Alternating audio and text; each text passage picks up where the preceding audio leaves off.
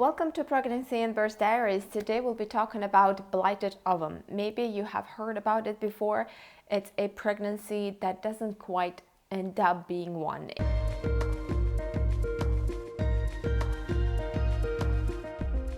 In a typical pregnancy, after the fertilized egg implants into the uterine lining, the embryo develops and grows inside the gestational sac.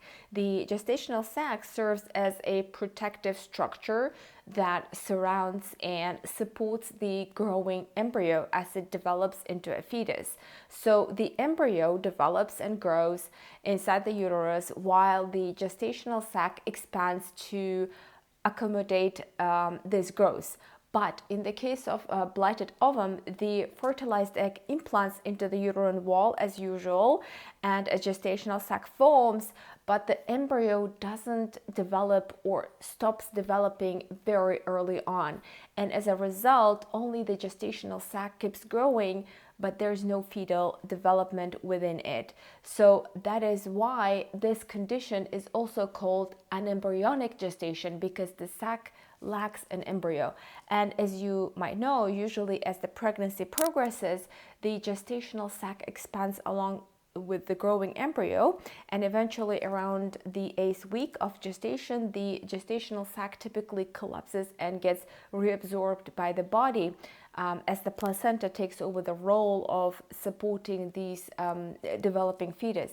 And in the case of blighted ovum, despite the absence of a developing embryo, the placenta might still form around the 8th week and produce pregnancy hormones, leading to continued pregnancy symptoms like a missed period and positive pregnancy tests. However, this is detected during an ultrasound when only the gestational sac is visible without an embryo inside it, meaning that the pregnancy isn't developing as expected. So there will be no fetal heartbeat. A doctor might not see or hear a heartbeat. And the ultrasound also might show a gestational sac, but without an embryo or with only a small underdeveloped embryo in it.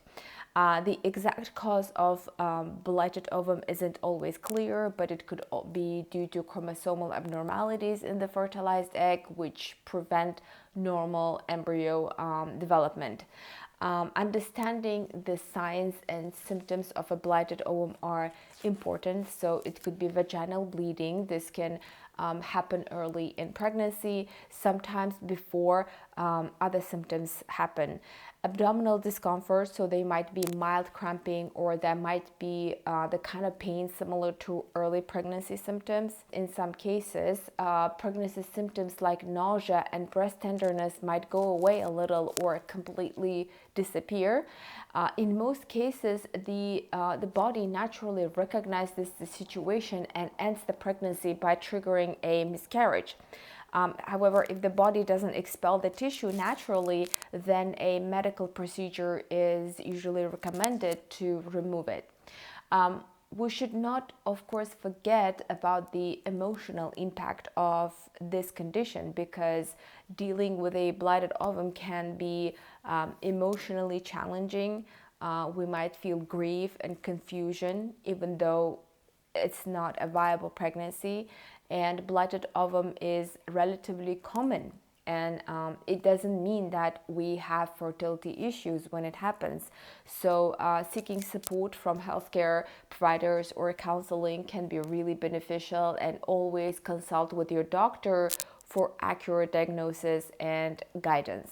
All right, that is it for today. Stay well, and I will see you next time.